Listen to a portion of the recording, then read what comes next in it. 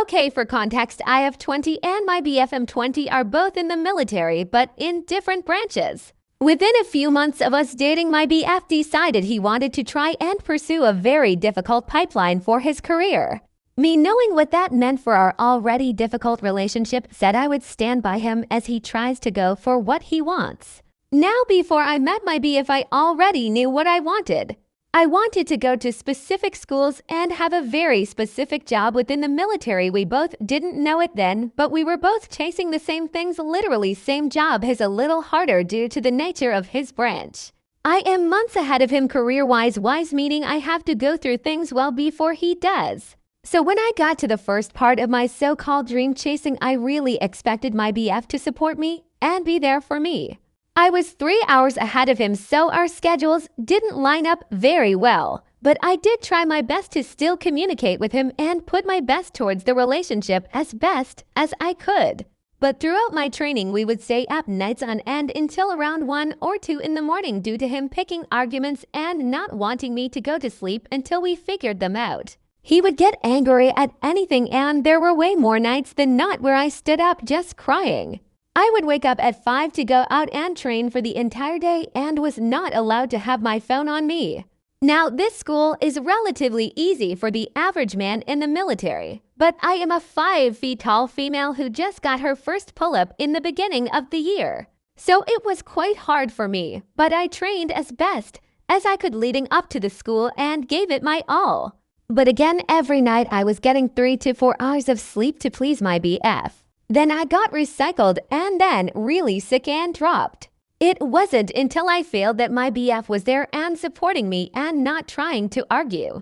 When we both realized I didn't make it, that's when he tried supporting me, not when I needed him the most. Now fast forward a couple of months, I'm at my unit. Failing that school took many opportunities away from me, things that I dreamed of doing. Now I don't blame him at all for me failing. That was all me. But I do wish I felt I had his support through something I wanted, something that was very difficult for me. Anyways, now it's his turn to start following his dreams. He's getting ready to go to screenings and selection.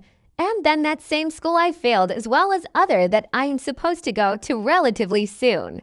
At the same time, we are talking about marriage and trying to find ways to be stationed together. But unfortunately, him going through this pipeline makes everything really difficult for that to happen. The only likely way we can be together after his pipeline is me completely giving up my dream to move to be at a unit near him, where I will most likely be doing something I hate. Oh, and on top of that, he most likely won't be there most of the time due to trainings and deployments. Now he keeps talking about everything he is going to do, and I tell him I will be there for him, supporting him. But I can't help but get sad and scared and honestly a little jealous that he gets to do what he wants and I have to sit here with a smile on my face. I maybe am crazy, but that's it. Edit, I've talked to him multiple times on how he made me feel at that school, and Hayes genuinely apologized. Me being here at this knee unit, it is very isolating. I am the only female and work with just guys. You can imagine how that makes my BF feel, and honestly my BF is the only person I talk to. So when Hayes away for training, it will just be me, even if we aren't stationed together. I am a lot happier when we visit each other and are together, but that only lasts a little bit of time. So the only time I don't feel alone is when I am busy in work and can't even think about it. The following story: my boyfriend and I have been together for 4 years. We started a long distance after meeting online, and after a year, he moved to be with me while I was in college. He transferred from his local CC to the one by my school and completely turned his academic career around. He really struggled academically, and I suffered from anxiety and the pressure of an engineering degree, but we used each other to build each other up and had someone to fall back on and made it through. The college I was at was his dream school, and unfortunately, when the time came, he did not get in. Flash forward to my graduation and moving to the area he was from while he went to a great school up there. After a year, we decided to move in together while he was still in school. Not ideal, but it was better to be together even if we were at different stages of our life. This past semester, on a whim, he reapplied for his dream school, without telling me until he was accepted and just simply saying I want to go. Am I wrong for being upset? This has caused such a divide in our strong relationship. We've done nothing but fight about him going, what each other's dreams are, and if we are actually made for each other like we truly believed before. I am hurt and angry he wants to lead the life we have. I understand it's a dream, but when you agree to move in with someone and sign a lease together, there's a level of commitment you're expected to fulfill. I am also hurt about how he handled it and didn't talk to me about it all, which scares me about him being a future partner. What am I supposed to do? I wanted to marry this man and have a life with him.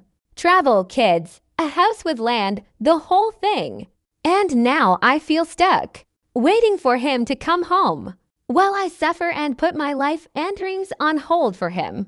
I have a great job and starting to make a life in this new home, and I can't leave where I am at to be with him. He doesn't think I should be as upset as I am. I should support his dreams.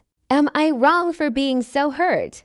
TL, doctor, my boyfriend applied to school 4 hours away without telling me and left our life to get his degree, and I don't know what to do with myself or our relationship. The following story, I'm a 27-year-old guy.